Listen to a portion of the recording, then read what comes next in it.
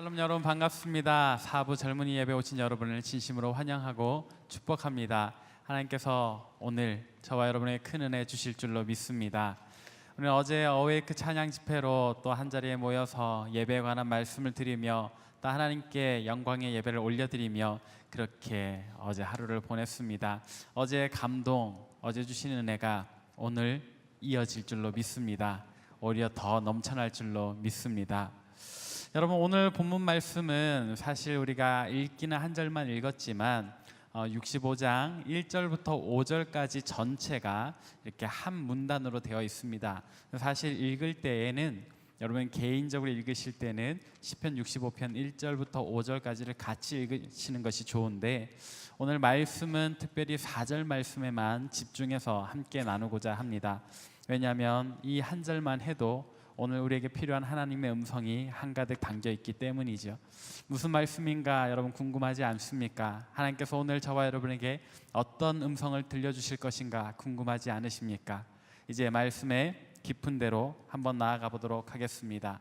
먼저 오늘 말씀은 또 오늘의 제목은 이번 어웨이크 집회의 주제이면서 주제 말씀이었습니다.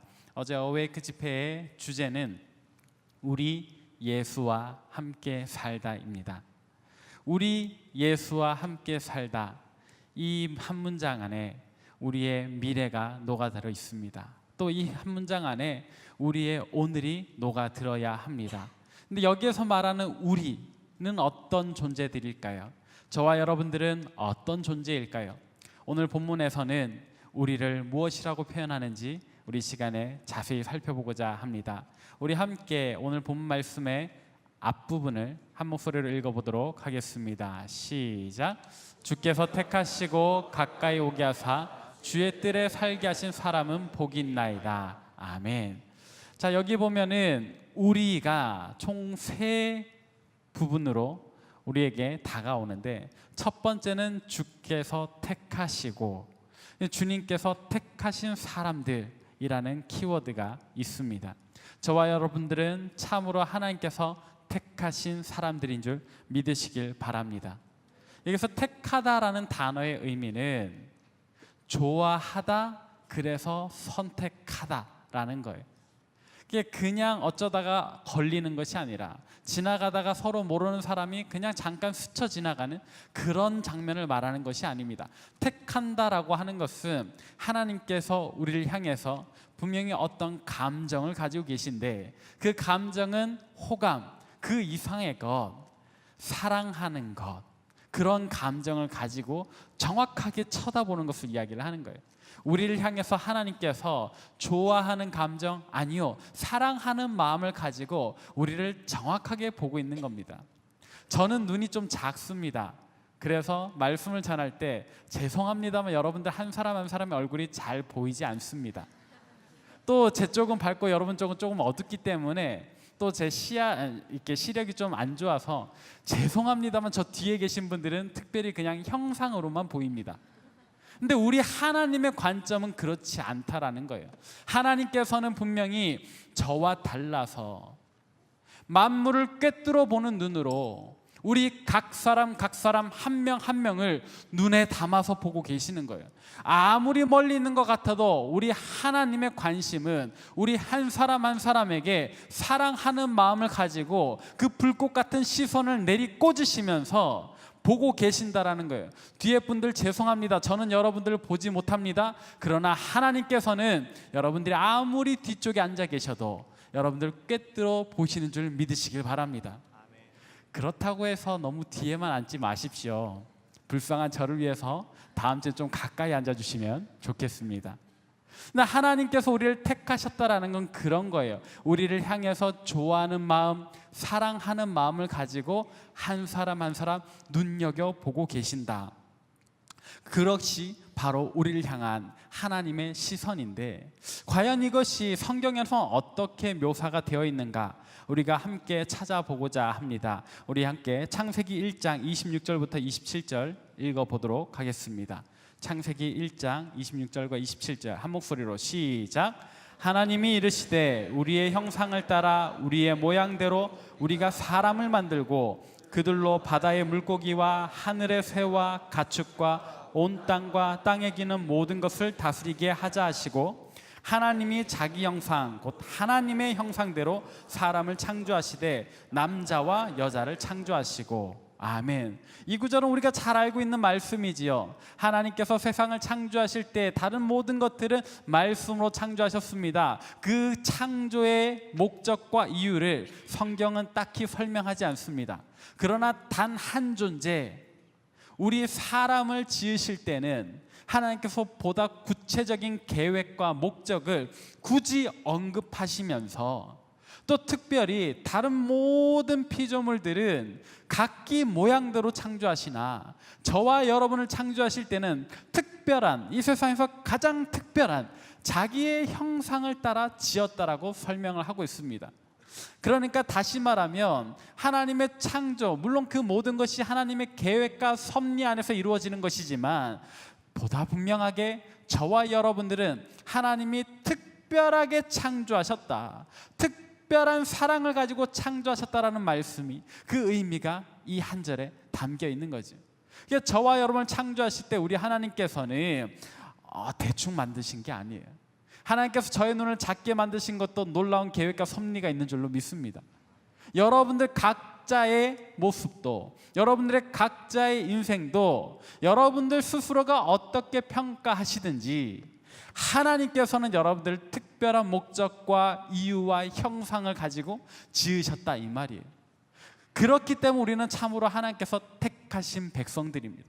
하나님의 사랑을 한가득 받고 있는 사람들입니다. 우리는 그렇게 하나님 앞에 서 있습니다. 근데 더 은혜가 되는 말씀은 하나님께서는 제가 아까 설명하기로 우리 각 사람을 꿰뚫어 보신다 그랬어요. 좀 더 구체적으로 이야기를 하자면 하나님께서 여러분들을 클로즈업해서 보시는 거예요. 저의 눈에는 그런 기능이 없어가지고 멀리 계신 분들은 이렇게 봐야 하지만, 하나님께서는 우리가 어디에 있든지 하나님 눈앞으로 당겨서 보고 계시는데, 그것은 어떤 모습이냐? 제가 참 좋아하는 말씀, 하나님께서 우리 사람을 지으실 때 흙으로 자기 형상으로 지으시고 마지막에 어떻게 하셨냐면 그 코에 생기를 불어넣으셨다. 그 코에 생기를 불어넣으셨다. 적어도 그때만큼은 하나님의 모든 시선이 우리 코에 닿아 있다. 그리고 하나님의 그 숨결이 우리에게로 다가온다.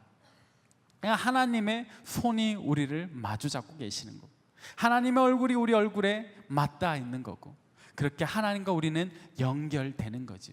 사랑하는 여러분들은 참으로 하나님과 연결된, 참으로 하나님 앞에, 바로 앞에 있는 그런 존재들입니다. 여러분들 스스로를 너무 낮게 여기지 마십시오. 여러분들 스스로를 너무 하찮게 여기지 마십시오. 여러분들은 하나님 앞에 사랑받으며 서 있는 그런 존귀한 자녀들입니다. 우리는 그런 존재임을 믿으시길 바랍니다. 오늘 본문이 전하는 우리는 어떤 존재인가, 그 두 번째 의미는요, 하나님께서 가까이 오게 하신 존재들이에요. 하나님께서 택하셨습니다. 그리고 우리를 자기에게로 가까이 오게 하십니다. 여기에서 가까이 오게 한다라는 말의 전제는 우리가 언젠가 어느 순간인가 하나님으로부터 멀어져 버렸다는 것이죠. 우리는 분명히 창조 때는 하나님의 손이 우리 얼굴을 잡을 만큼, 하나님의 숨결이 우리 코에 닿을 만큼 가까이 있었는데 언젠가 하나님으로부터 멀어져 버렸다, 이 말입니다. 언제 멀어졌습니까? 아담이 죄를 범하는 그때. 근데 사실 아담만의 문제는 아니지요. 저와 여러분 모두가 사실은 사람들 앞에 드러나지 않았을 뿐이지 우리 각자의 삶 속에서도 날마다 죄를 짓고 있지 않습니까? 우리가 그렇게 하나님 싫어하시는 죄를 지을 때마다 하나님과 우리의 관계는, 우리의 거리는 점점 더 멀어져 가고 있죠. 근데 하나님께서는 이것을 그냥 보고만 계시지 않는다. 오늘 말씀을 보니까 우리에게 어떻게 하신다고요? 우리를 가까이 오게 하신다. 하나님 정말로 죄를 싫어하시는데, 그래서 우리의 죄를 다 씻어주시고 자기에게로 가까이 오라 말씀하시는 하나님이십니다. 우리는 이것을 어디에서 찾을 수 있느냐? 이사야 1장 18절 말씀인데 과연 하나님께서 우리에게 뭐라고 말씀하시는지 한번 봅시다. 이사야 1장 18절을 함께 읽습니다. 시작. 여호와께서 말씀하시되 오라 우리가 서로 변론하자. 너희의 죄가 주홍 같을지라도 눈과 같이 희어질 것이요 진홍같이 붉을지라도 양털같이 희게 되리라. 아멘. 하나님 우리에게 뭐라고 말씀하셨습니까? 첫 단어 오라.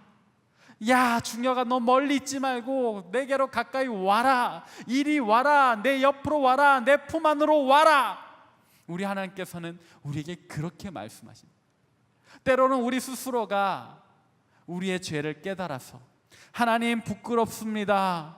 너무 죄인입니다. 하나님께서는 죄를 싫어하시는데 저는 날마다 죄를 지어가지고 제가 하나님 앞에 갈 수 없습니다. 저는 자격 없습니다. 이대로 죽게 내버려 두십시오라고 말을 할지라도 하나님께서는 그 입조차 막아버리시며 이렇게 말씀하십시오. 오라 우리가 서로 변론하자. 얘기해보자. 너희의 죄가 주홍 같을지라도 눈과 같이 희어질 거다. 진홍같이 붉을지라도 내가 양털같이 희게 해주겠다. 네가 내게로 오지 못하는 이유로 죄를 이야기했느냐? 내가 너의 죄를 용서해 줄 텐데 왜 안 온다고 하는 거니?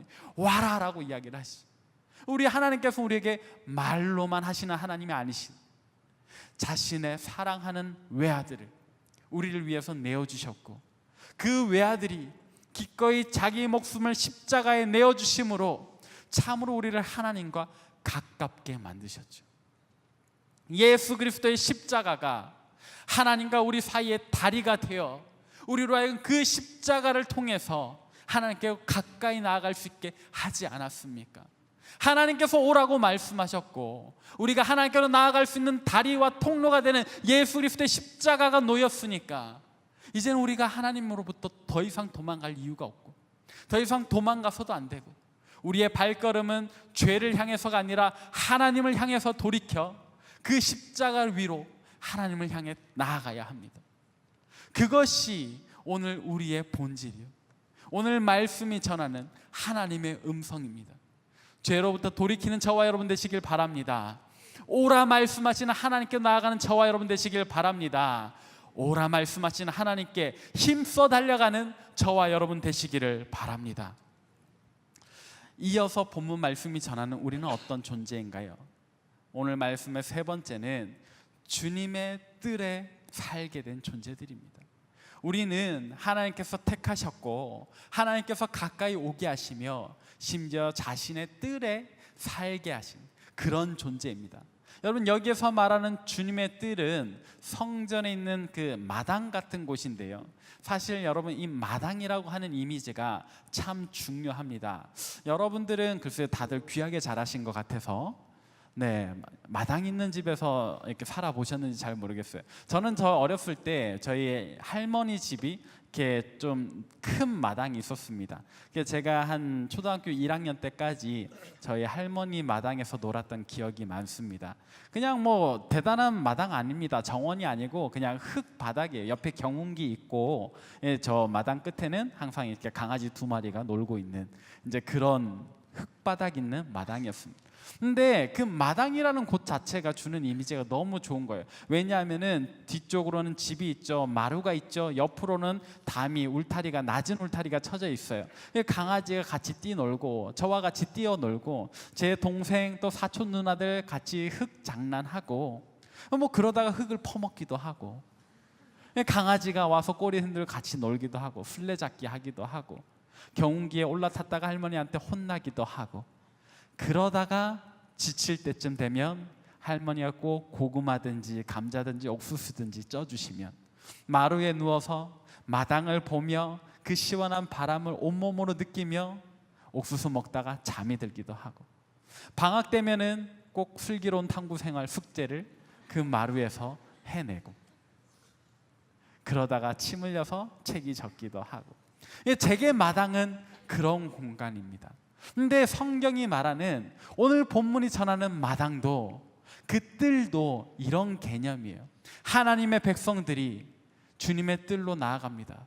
거기에서 마음껏 성경 말씀에 대한 하나님 주신 은혜에 대한 삶을 나누고 또 랍비들이 있어가지고 말씀을 읽다가 궁금한 것이 있으면 선생님 이것이 무슨 의미입니까? 말씀을 묻고 그 말씀 들은 대로 삶 스스로 행해보고, 그리고 예배를 드린, 특별히 화목 제물을 드리고 난 사람들이 다 그 제물을 못 먹으니까 마당으로 성전 뜰로 가지고 와서, 여러분들 내가 하나님 앞에 제사 드리고 남은 음식이 여기 있습니다, 하나님 앞에 예배 드리고 남은 제물이 여기 있습니다, 오늘 제가 다 먹어야 되는데 저 혼자서 못 먹겠으니까 여러분 와서 함께 축제를 나눕시다 하면서 이 사람 저 사람, 때로는 친구, 때로는 모르는 사람의 제물이라도 함께 달려들어서 다리 한쪽 먹으며 음식을 나누며 그렇게 축제의 장소가 벌어지는 곳이 바로 오늘 본문이 전하는 주님의 뜰입니다.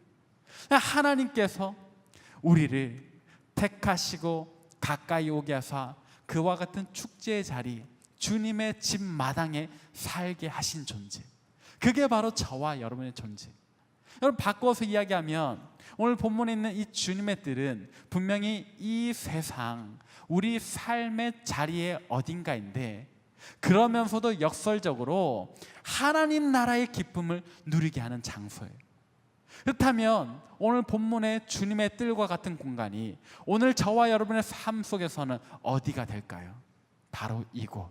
우리가 함께 모여 예배하고, 함께 모여 말씀을 나누고, 함께 모여서 서로 준비해온 간식들을 나눠 먹으며 그렇게 하나님 주시는 은혜를 나누는 이곳, 우리가 예배드리는 하나님의 성전인 줄로 믿습니다. 또 여러분들의 셀 모임이 그와 같은 주님의 뜰인 줄로 믿습니다. 그러니까 여러분들이 이 예배의 자리를, 또 여러분들이 나아가신 그 셀 모임을 더 귀하게 여기셨으면 좋겠어요. 주님의 뜰, 주님의 집, 그곳에 모이는 유대인들은요 참으로 기대감을 가지고 나가요. 오늘은 내가 또 누구를 만날까? 오늘은 내가 또 어떤 말씀을 들을까? 또 한편으로는 오늘은 어느 집이 예배드리고 남은 제물을 함께 나눠 먹을 수 있을까? 기대하는 마음으로 간단 말이에요. 오늘 저와 여러분의 마음에도 이곳에 나올 때 그런 기대감이 있으셨습니까? 이 예배 때 받게 될 하나님의 은혜와 음성을 기대하는 마음, 또 셀 모임 때 만나게 될 셀원들을 향한 기대하는 마음, 또 때로는 여러분들 각자가 준비한 이 음식을 함께 나누는 그 즐거운 식탁의 교제, 거기에 대한 기대감이 있냐 이 말입니다. 만약에 그런 기대함 없이 여러분들이 이 자리에 오신다면 오늘 이후로는 바뀌기를 소망합니다. 주님께서 우리를 택하시고 우리에게 오라 말씀하시면 우리를 가까이 오게 하실 때에는 우리로 하여금 기쁘게 하시려고, 주님 안에서 이곳에서 하늘의 기쁨, 하나님 나라의 기쁨을 누리게 하시려고 부르신 거지. 우리로 하여금 예수 그리스도와 함께 살게 하시려고, 그 기쁨의 자리에서 살게 하시려고 우리를 부르셨는데 왜 우리는 무미한 감정으로, 무미건조한 감정으로 이곳에 나오고 있는 걸까요? 사랑하는 여러분, 여러분 교회 오실 때 여러분 옷을 고쳐 입으시잖아요. 그러면서 여러분들의 마음도 한번 정리하시길 바랍니다. 여러분 이곳에 나오실 때 거기서부터 예배가 시작된다고 했어요. 머리를 말리실 때, 옷을 입으실 때 그 모든 것이 예배의 시작입니다. 그럼 여러분들 오늘 이곳에 나오실 때 말씀에 대한 기대감, 찬양에 대한 기대감, 모임에 대한 기대감을 준비하셔야 돼요. 그래야 여러분들 이곳에서 더욱더 큰 하나님의 은혜와 기쁨을 받는 거죠. 여러분, 기쁨은 준비된 사람에게 더 크게 다가가는 겁니다.